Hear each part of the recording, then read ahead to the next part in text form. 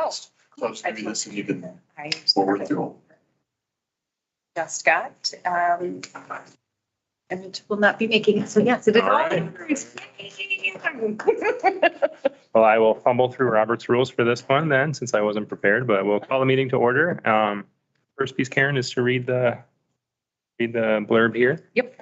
So attending and viewing the meeting, citizens can attend in person in meeting room C, first floor of the Rochester Public Library, or view a live stream of the meeting today on the library's YouTube channel. A recording of the meeting will be available after the meeting on the city's website. At this time, we would present if there's any public comment for the meeting. Doesn't look like there's anyone, so we can go on to the next item, which is call to order and roll call. And so for roll call, I'll go around the room. Holly? Present. Steve? Here. Nick? Here. Rowie? Here. I'm sorry. Chloe. Chloe, thank you. Karen? Here. Adam here. Everyone's present. The meeting can commence. Looking for an approval of the agenda. So moved. Second. Bagel. All right, the agenda is approved. We can proceed. First, We gotta vote. Well, you have to. oh, sorry, vote. Thank you. Vote. All in favor? All in favor? Aye. Aye. All against? All against? Motion passes. Motion passes. There you go. Next is the consensus agenda. So we have the approval of the minutes from the last meeting, which was October 19th. Evan,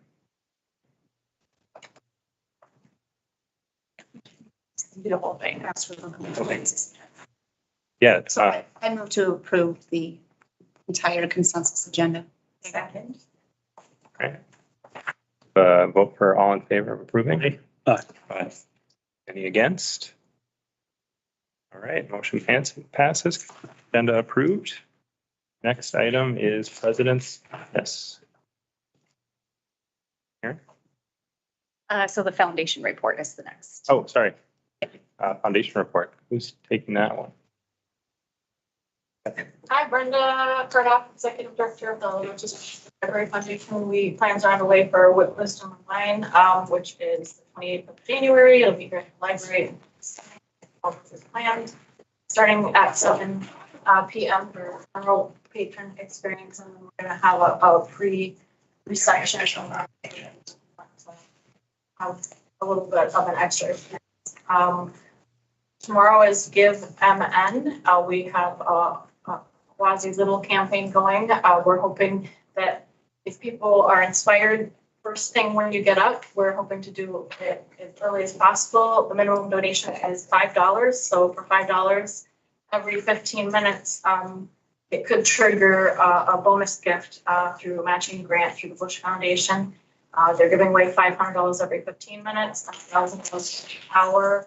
So last year, Project Legacy won a $10,000 golden ticket, which is just incredible. That's for the whole campaign.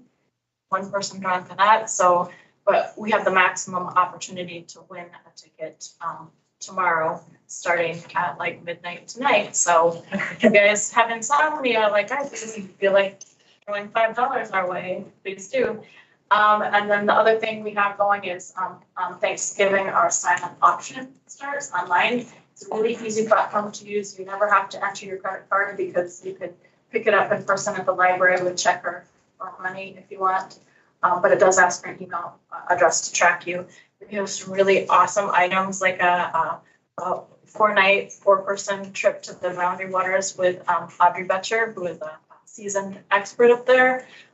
That's a really fun thing. We have a custom cocktail kit to help you develop your own cocktail. Overnight stay at Treasure Island with $150 to the Toronto Steakhouse. A whole bunch of things. I won't list all 100 items, but there's allowance for gift cards and stuff. So if you just want to help support the library and buy a gift card to your favorite organization, you can. The web address is 32auctions.com/library22.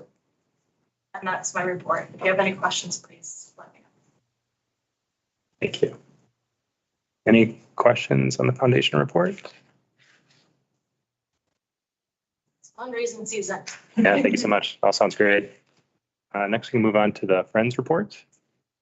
For the Friends, I'm Val Kalashewski, the president of the Friends. Our bookstore made almost $8,000 last month, which is phenomenally surprising considering the library, the roof construction. It was our third highest month year to date. So we actually have had a few months higher than this past one. Put a plug in, we have mass market paperbacks in the lobby for, I think it's like 2 for $1. It's an overstock sale, gets replenished on a regular basis. It depends on what they are coming across in the boxes that came from the book review store that closed over the summer. So the first couple of boxes they opened were romance and mysteries. We also did just get a whole bunch of Westerns. I think we had 3 boxes of Westerns that came through. So during store hours only do they have that cart out in the lobby with really cheap mass market paperbacks. Again, with the season of giving and donations and holidays, the Friends Bookstore is participating in Small Business Saturday. So the Saturday after Thanksgiving, from 11 a.m. to 5 p.m. They'll have extended hours that day. The store is part of the Rochester Downtown Association's Small Business Saturday Scavenger Hunt. And so that's going to help more people in town figure out we have a bookstore here at the library. So for library staff, if somebody comes in looking for the scavenger hunt, send them to the bookstore. Customers can enter a drawing for one of 2 gift bags the bookstore is putting together, and they will have specials throughout the store. So that's Small Business Saturday on the 26th of November, 11 to 5. And then the following weekend, Friends is having their gift quality book and bake sale in the auditorium. Friday, December 2nd from 10 to 5:30 and Saturday, December 3rd from 10 to 4. We will have gift quality books, puzzles, games, collectibles, DVDs, CDs, and home baked goods. So stop on by and do your gift shopping. We also have free gift wrapping of things that you purchase there at the sale. You can't just bring it in. But the baked goods are pretty good as well. So any questions from Friends? Thank you, Val. Very impressed with everything you do every month. We're excited because we're making money for the library. So it's fun to look back at historic numbers and compare to see, have we recuperated from COVID? And we're starting to knock on the door of setting new records pre-COVID. So I think we're recuperating, but we want to keep getting the word out there so we can make. Thank you again. No questions. We can now move to the Selco report. We are still without a Selco. We are still without a Selco, but there is an update on it. So I think the previous one in October, I missed because of illness, but in September, I had volunteered to do the Selco report. Well, a lot has changed since then, and I might have spoken too early. I can still do it, but there's a caveat. My wife and I are expecting. And so, thank you. And so one of the things that I know Selco is very big on is consistency. And so I don't know that I can guarantee every single meeting. So I can do it as a backup if there is someone else that can commit more to the consistency that is required. Because, with my first child, I don't know what to expect. And there's no playbook out there. So I wanted to be cognizant of that. And I let Antonia know that. So that's kind of where I am with that update. I don't know if there's anyone else that would like to do Selco and can commit more. Yeah, thank you, Rowie. Yeah, thank you. Maybe, again, just additional information, it's once every 2 months are the meeting. It is, I think, yeah. So in person, And it's a Tuesday right? evening, right? Yeah, in person. Okay, well, thank you. We'll keep you and as backup / potential moving forward, but if anybody has any additional interest, looking at you because you expressed interest the last time. No, okay. We'll give everybody another month perhaps to, Always like I did. Okay, I remember doing this. Yes, you're not making that up. I want to be wary of being on multiple boards because I want to be board member, so maybe I did that. I might want to step off the foundation board to make sure that I can balance things correctly. Okay. So. well, we can chat more with Antonia and see if she had any other thoughts as well. All right, thanks, everybody. Youth representation report, Chloe. So there has been some updates since the last meeting. We had a planning session because just to catch up, the youth commission kind of disbanded after Mary Gorfine retired, and the mayor wanted to combine the mayor's youth council and the Homestead Youth Commission together. And so we had some planning things on that, and they've had 2 meetings. Unfortunately, I've not been able to go to either one because my swimming season was right. It was coming to right, so it was just really not the best time for me to go. But I think now it's the Rochester Homestead Youth Council, and I'm not entirely sure. I think they're still in the building phases, but as of now, there is something going underway. So, yes. Thank you for the information. Any questions for Chloe? Thank you, Chloe. Next, nominating committee. I suppose that's me in Antonia's absence. Yeah. So the nominating committee met recently to talk through the board positions for next year. We have 2 people rotating off the committee this year, one of them being Antonia, current president. So the nominations as proposed, it was funny saying this, but president was myself, being current vice president. Proposed nomination for vice president is Kristen, and proposed secretary is Nick. And so I think the purpose with the nominating committee is then for everybody to consider and then vote at the next meeting. Is that the? That's my understanding. And I assume the nominees do not vote. That would be a conflict. I don't think we'd have. They do. Yeah. I think it's voting. Well, I mean, I could sit there and, It's voting as a block of approving and supporting, so that I think the motion ends up being, approving the nominations as put forth, Oh. and then it's an all So the shared ticket. official nominations would be the next December. Any questions or feedback from the nominating committee? A good slate. Yes. All right. Thank you, everybody. Well, that concludes the president's business. New business, we have nothing noted, so I can skip over that one. And then moving on to old business, which we have the library space policy. Yeah, so this is a very minor update to that library space policy, because when we did bring it back, and it's my fault for not bringing it back in October. We had this in September, and excellent point of making sure that we had both the Friends and Foundation included as having ability to sell goods in the library. Our meeting space does prohibit having folks use the space to sell any goods, but we added that in. So that is the update in the policy. So. Thank you. I would move we approve the library space policy as presented. I second. All right. All in favor to approve? uh, Any dissent? All right, motion passes. Thanks, everyone. Karen, next item is the space needs planning update. Yes, so I know last meeting I had given an update that the meeting was moved to January 18th, and right after we met, it was moved once again to January 30th. So we are currently on the city council study session list for January 30th.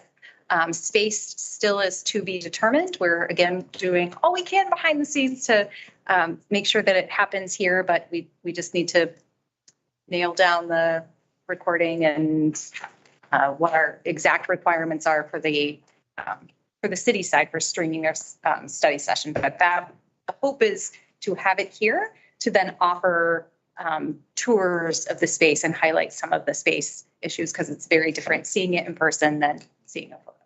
So my assumption would be that we would still meet as a board in January and still hold that January 18th regular meeting. And then board members would be invited to be part of that. So it would be 2 meetings in January. And I assume that's what we would like to do, because we'll still have business. Do you know the time again of the meeting on the 30th? Those are 3:30. So study sessions are always 3:30. And January 30th is a Monday. The only reason that it was on a Wednesday, the last time that it was moved, was because of the Okay. Dr. Martin Luther King holiday, moving it from a Monday to a Wednesday. So, Could you send us calendar? yes. Okay. Thank you, Karen. Is there a motion to approve that item? Do we need a motion? I think that's informational, so. Informational, perfect. I guess we have another director's informational items, which is regarding Celco. Yes. So you have these in your packet. Normally I like to do some kind of I like everybody being able to look at slides. So if you don't have your packet, I did print out the one sheet regarding the Celco survey. So back in between March and June of 2022, Celco worked on a community needs assessment with library strategies out of St. Paul. And they worked on a region-wide needs assessment. So remember, Celco is a very large region. That's 11 counties. In all, there were about 2,600 residents from across the Celco region that were engaged either through surveys or through focus groups or through individual interviews. Some of the themes that were identified in the Celco region-wide assessment included things like library visibility and awareness, still some old or some misconceptions about libraries, and libraries are for books, and that's the end all be all, and not incorporating all of the things that libraries do. There is still kind of those misconceptions. There were also some comments about politically charged collections, displays, programming. In some of the rural areas, there was vision about funding models for different library services. There were also some rural community challenges that were identified region-wide, rural households facing challenges with access and getting to their libraries, and then also just overall internet broadband access. The needs assessment also looked at some of the COVID-19 impacts, and region-wide, there were a lot of folks who really appreciated some of those services that popped up, like curbside service, or some libraries were doing make and take programming, and there was the way they worded it, keen interest on continuing those services. There were some competing viewpoints on how different libraries were handling COVID restrictions. And also some comments about a slow return for children and their caregivers to libraries. But again, this was conducted in March or June. And I think in a lot of libraries, including our own, there's definitely that resurgence of more folks coming back in. Throughout the Southeast Minnesota region, there were a lot of community members that were identifying affordable housing as being a concern, more need for mental health care access, a variety of economic development needs as growth is occurring. Throughout the region, there was a strong sense of community spirit and connectedness, but not all residents are feeling welcome. Newer residents are reporting that it's difficult to integrate.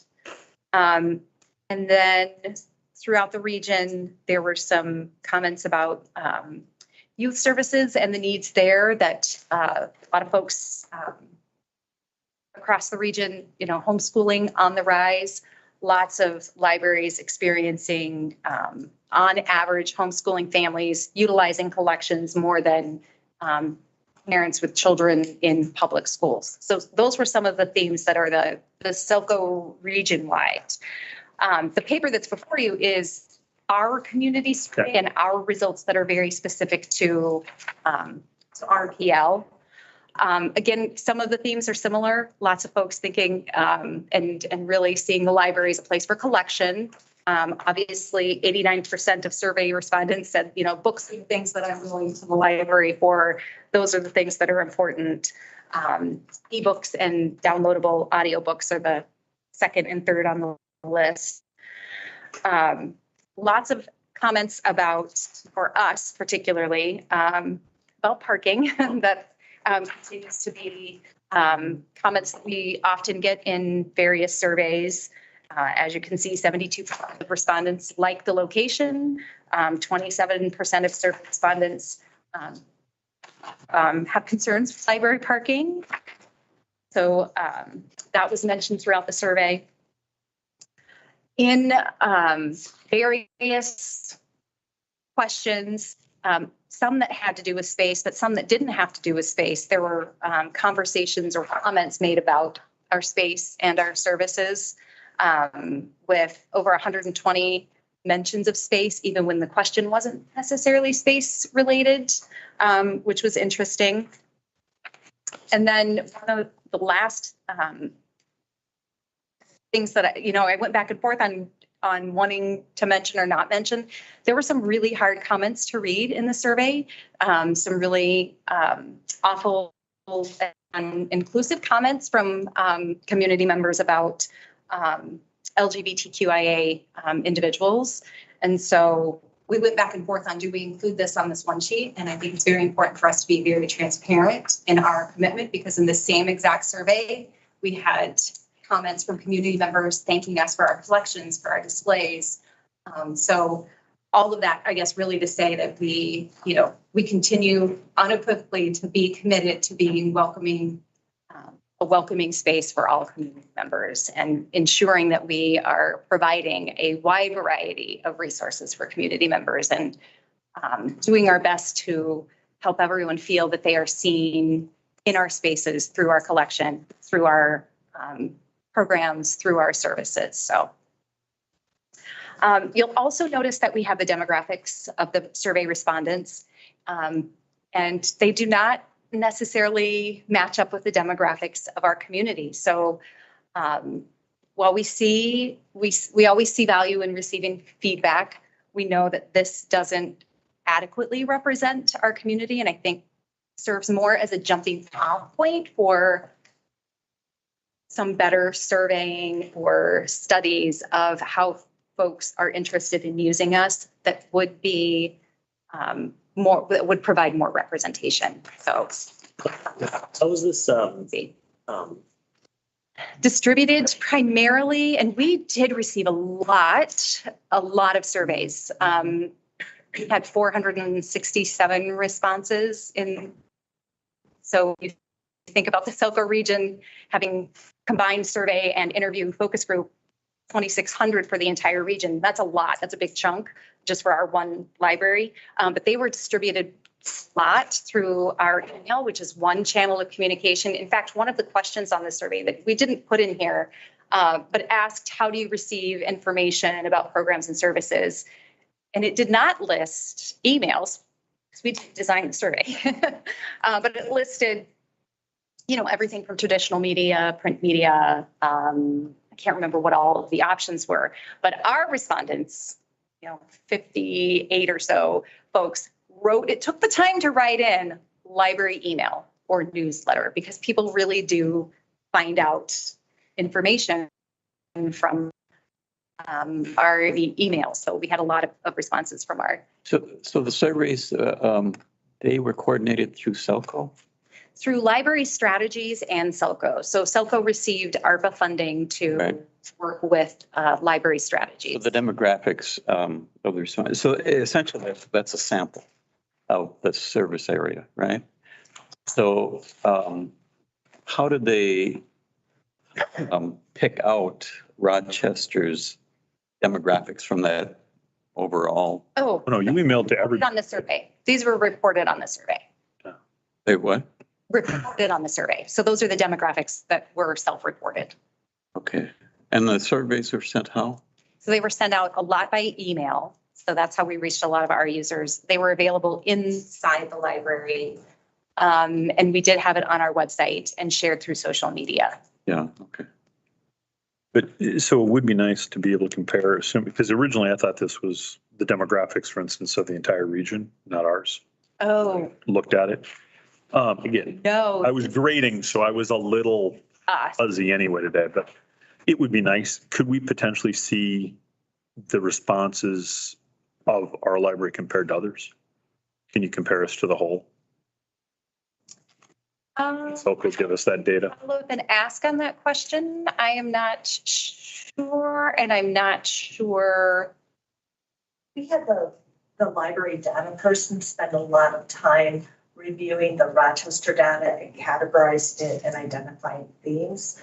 The Selco region never took the time to do that. They didn't do, no, well, just for even demographics, I'd be interested. I think we could probably- Yeah. We just need to ask Yeah. them. Because that was, Because the rest of it was open-ended and qualitative, right? So they had to go through and theme it all. And in my real snarky response to your, when you get negative comments, just don't make any grammatical changes to them when you include them. Because that tends to solve the problem for it. 90% of the time solves the problem or shares. But it would be interesting because interesting enough, the thing that I saw was the most sort of odd, and I'd be interested to know if this was a comparative along other groups, was the gender. Like, were all the men taking the survey, right? well, I think it's very common for library surveys to have women. That has been very high because of the demographic that. So I guess that's my question is are our services that skewed? Right? Right. So it is flawed. It is absolutely flawed. And one of the things we appreciate is that the demographic questions were asked so that we can see the flaws. Yeah. One of the things that we did and that happened with this evaluation in addition to the survey is we had focus groups and we had individual conversations. And is that summarized in here too, kind of with overall themes? I think so, but most of the library staff had some say, and we recruited people to participate in that. We made a special effort to include BIPOC individuals and to have gender balance. And then my other question would be, was it available in a language other than English? No.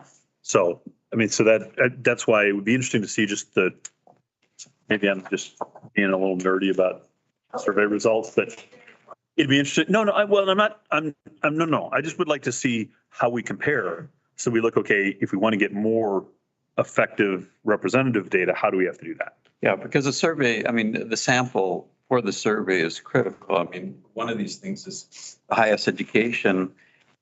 Apparently 80% of the respondents have either a college degree or a graduate degree, which I don't think is reflective of the world out there. But I mean, our little world. Or I wasn't sure what the ethnicity of Rochester as a whole was, so I Googled it. 8.5 are African-American people. Right. And here we've got only 0.57. So the purpose of a sample is to be able to understand about the community that you serve, and you hope that a sample kind of reflects that. I mean, there's all kinds of statistical models to use to get to that point. But so I'm kind of taken aback by those discrepancies. So they don't really help us in terms of understanding our population. We need a more, not precise, but at least a closer reflection of the people that we serve. And I don't think that 80% of having a college degree is, for example, is very accurate. That would be pretty darn high. About There's a 4 to problem 1 here. To me, there's a problem. Right. In surveys that we have done before, like our hours survey, I felt that we met better, we had better demographic variety in our survey respondents. This was a 17-page, in paper form, it was a 17-page survey. To me, speaks to the college and graduate level. I mean, that, to me, that is, it was not. Yeah, I understand. Perfect. So first and foremost, thank you for sharing this. It sounds to me like you all had your hands tied with the survey because it was made for you and distributed. So there was probably very little input that you all could give. But what it does tell me, and this is maybe my DEI hat right now, is what it does tell me is the email distribution is very heavily stacked for white females with no children under 17 taking the survey. So I think as a library, maybe our goal would be to think about how do we consume information culturally different, and see if we can maybe penetrate that in the future so that when we have surveys, we can do it in a more culturally appropriate way, besides mostly doing emails. But I don't think this is, I mean, from the way I hear it was delivered, this doesn't surprise me at all, so. Do we have, Karen, a baseline demographic data for users of the library and how that We compares do to the? not collect demographic data. It's always self-reported when we're doing surveys, very intentionally. We are protectors of privacy, and that is not information that we collect. Well, I mean, you'd base it against the census tract data, right? Yeah, I mean, we can utilize That would be the data, but data to use to see how we're reaching all users within that census tract. Do we have a fund to do our own survey such as this? this is an ongoing conversation Question. that we've been having because I would love to do a statistically valid, spend the big money survey that Not big money. I don't think that would. they run about 20 to 25,000 is the latest estimates that we've been given in city. We do have a city community engagement DEI team that does have these conversations a lot. And Jeremiah can feel free to chime in, but we've had these conversations citywide. When do we spend the $20,000 to $25,000 to do these types of surveys? And clearly that's not something that we've done and it's on our radar. Along with, what are you going to do with the results? Yes. And what are the questions? I mean, even before that, what are the questions that we want answered? And why? Yeah, exactly. And then what can we Do with it. do with them? This is a little out there, but have you mapped where the library cards are registered to? That data we can get, yeah. That would be very interesting to see. We can learn a lot about, there's plenty of census data about neighborhoods that is spatially high that you can overlap with. Yeah, like, for example, one of the things that we've looked at is even just in cardholder saturation rates in 55904. Some of you may have shared this with we have fewer cardholders in the 55904 quadrant of Rochester than we do compared to the other quadrants. Our zip code is 55904. So that is one of those things that we have, that we have in the back of our minds of an area. In that case, the question is why and what can we do? Yeah. So as we look forward to going forward with space planning, right? And you're definitely going to hear, again, issues about whether we not have one building or multiple buildings. I think it would be a very nice piece of information if we could have a nice map, as Holly outlined, that shows us where all the library cards are within each of those quadrants, or if this set. I think we could do a heat map. I don't think we would want to pinpoint. No. You're not going individual address by address. That's not what I'm asking for. That would be.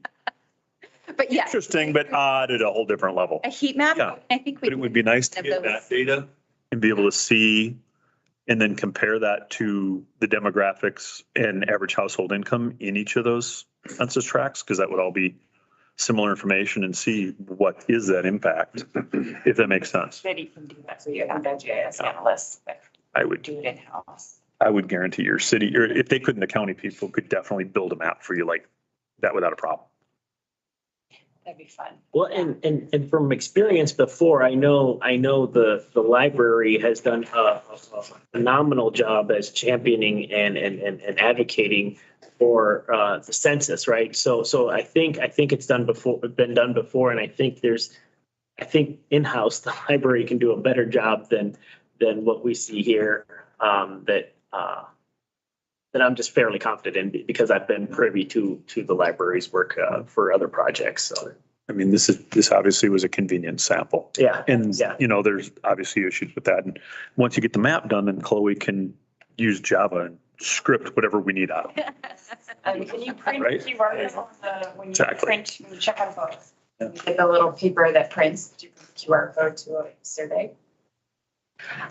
We've done that before. We did not do that with this survey, no. No, I know not But- this, but just Yeah, the other thing would be like stop a, suggesting ideas. no, Holly, that's a good point. Because the other thing I was thinking about is, could you do like a kiosk as they exit that would do whatever the topic is for a given month?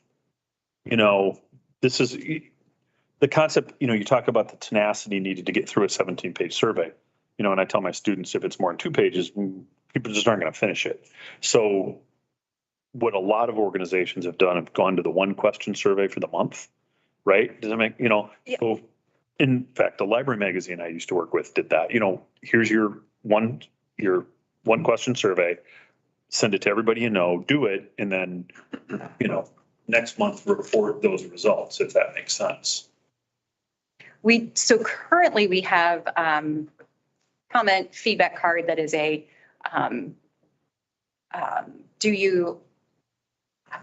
it's a welcoming question. I think it's a positive experience for the library. Oh, yes. Did you have a positive experience with the library, or did you feel welcome in life? It's one of the two. And it is a 1-question survey and an opportunity to provide. Always provide an open-ended opportunity for people, Yeah. like whatever they want. We get some really great, it would be nice to have a kiosk that is That wouldn't be, gathering. theoretically, that wouldn't be too hard to set up. And then the only question then has become, it's a 1-question survey. Do you want to ask demographic information or not? The issue becomes, how do you otherwise then figure out? That sounds like more than one question. Well, it becomes, so if it's going to be, so can you do without the demographic information if you're saying everybody who walked in? And then you have to figure out some other way to figure out what that Or you demographic. could have an option to decline, You could. comment Right. and see what that presented. We definitely have space for lots of growth in this area. And Karen, we don't have a Selco representative, so I think I would love a summary of what we just talked about here to be shared with Selco. I expect their board is having a similar conversation, but I think it's important that we share this conversation with Selco. Perhaps an item for a future meeting is, again, feedback from the Selco representative when identified, and let's discuss at that next Selco meeting on steps they're taking. yeah, definitely summarize these. Thanks, everybody, for feedback. Any Yeah. additional questions or comments? Right. To the sharing strengths. All right. Thing, which I have to say, we were hoping that there would be some great Robert's rules. But there was not, but LinkedIn Learning had lots of other great, amazing things. Hello, everyone. Sarah Padalito, I'm the head of reference. So one of our reference librarians put this presentation together about LinkedIn Learning, and then just a little bit about the history of it. So it was previously lynda.com, and I just looked up. So LinkedIn purchased lynda.com in 2015. Lynda.com started as online classes in 2002. It's been around for quite a while. It started with like graphics and digital media content, but they kind of expanded to all kinds of online learning topics. So 2015, I'm not sure when the library started purchasing that. I started working in the library in 2018. We did have lynda.com at that point. They were transitioning to linkedin.com, and they had as part of their process that you had to create a profile. So people were using this service through the library, and then it was creating a public profile for them. There were options that you could go through and make your profile private. Not everyone had the ability or understanding of how to do that, or the awareness when they were setting up that profile, that they were setting up a LinkedIn profile for themselves as part of this process, that they were just using these classes. There was a lot of concern on the part of public libraries that the privacy aspects of this, that was very well communicated with the company. They pushed forward with this. They were rolling all of the lynda.com accounts over to LinkedIn. They stepped it back a little bit as they were getting pushback from libraries, including from our library. And we said, we have concerns about this. They refused to make any changes, but then, so we canceled our subscription based on that. They did make some changes to how they set that up now. So you can use your library card number and PIN, and you can go in and use the services without having to create a profile. So we just renewed our subscription. We have a 2-year subscription with them. We know it takes some time to kind of get the word out about things that we're offering. So we wanted to give at least 2 years into this so people can know that we have it and start using it. So there are over 16,000 courses. It is offered in a variety of languages. There are personalized dashboards. They recommend learning paths that you can do. So you can type in any topic that you're interested in and find a learning path that you can go through. You can get certificates as well that they're not necessarily going to work for like continuing education credits, but you can have those. A lot of people actually will use those on their LinkedIn profiles or in other ways to show people the things that they're working on and learning. And they do have a new focus on DEI content as well to make sure that they're the people who are presenting the courses as well as the topics are more diverse and inclusive. So these are some of the topics. So Excel, there's a lot of technology things. Our staff is really excited about that since we've switched to Teams and OnePoint, SharePoint, OneDrive and SharePoint and all of those fun things. Project management, web development, unconscious bias is a great example of some of the DEI content that they have. So imagine a topic, except for Robert's Rules of Order, they probably got a course on it. They are video courses. They are asynchronous. So you have to go through these in a group, but it doesn't, you don't have to do it at any particular time. We did investigate some options in the meantime, since we canceled our subscription in 2019. There are some other online video courses. They are kind of the leader in this. Some of the other options were synchronous, that you could sign up for a group and it starts in 2 weeks and you have to attend every Tuesday. That doesn't work for everyone. We want to have things that people can drop in and out of whenever they have time. So you sign in, it remembers where you left off. It can show you the things that you've completed, and you can start new content at any time. We do have a shortcut here that you can use for this. Upstairs near the reference desk, we do have a little kiosk that has little business cards of all of the different resources that we have. That's on our next slide, but we have this little short URL that you can go to that. All you have to do is sign in with your library card and PIN, just like anything else on the library. And then all of our online resources are available under the research tab on the website. But these are a couple of new ones that we have. So Creative Bug is through Joanne's Crafting. So it's a resource that they sell to their customers, but we're able to offer that for free through the library. So any kind of crafting topics you're interested in, they have video courses as well as things that you can print out for your crafts. Mango, it's online language learning. We had attempted a few years ago to switch to a different product that was considerably cheaper. It was cheaper for a reason. It was not great. We got a lot of feedback from people that it was not what they were hoping for. So we did switch back to Mango, and Mango has an app that is updated constantly. One of my children has used Mango app. It's really great for language learning. We have a lot of resources online that we pay for access that anybody can use for free with your library card. So I like that we're able to talk about the different things that we have here. So LinkedIn Learning, we're glad to have it back. I'm glad that they were responsive to our privacy concerns, so we're really happy to have it. And if there are other things, we'll try to remember that as we're talking in meetings, as things are coming up. Maybe sample representation. I'm sure that they have a course on. They do a lot of stuff in there about stats. Is it relatively easy to find on the website? It is. It is, Yes. just there.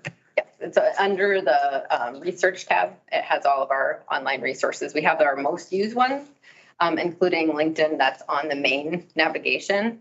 But you can, like, we pay for several courses, so they're all available there.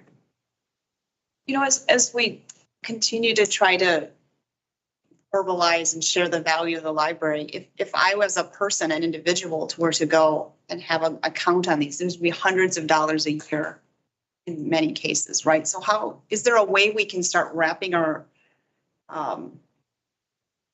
into the discussion somehow to prove the additional value that the library brings?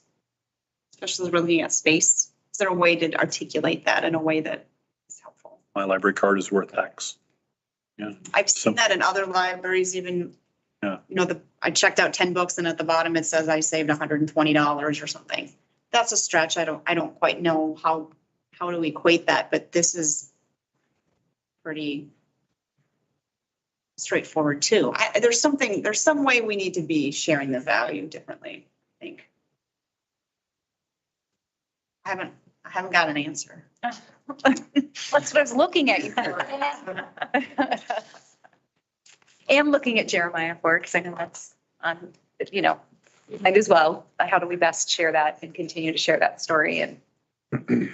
And we do, as we're working with customers at the library too, when they're saying, I'm interested in this, whenever I take people to the language books, I grab a card as well. There are cards in the stacks there near those books too. So we try to have that value added service that, hey, did you know that we also offer this? You might find this helpful. Do you refer to people who use the library as customers or patrons, or what is the go-to word? It's all over the place. We tend to say customers, but users, visitors, patrons, it all works. There are pros and cons of all of them. Any other question? Thank you. Yeah, thank you very much. Next item is just questions in Bill. Any other questions from the board? Probably should have mentioned and I didn't, so I will ask my own question. What's happening with the roof and the facade? The roof work has wrapped up. The facade work is starting. So remember, we've had leaky windows forever. So there have been some interesting situations where folks are just sitting there and then out comes the window and in comes like they take it out and do something and then they put it back in. And so I was able to connect with them a little bit today on a little bit of guidance on what should we be doing so that we don't put someone right by that window. That just doesn't seem right to me. But anyway, that work will continue, weather permitting, for the next 4 weeks.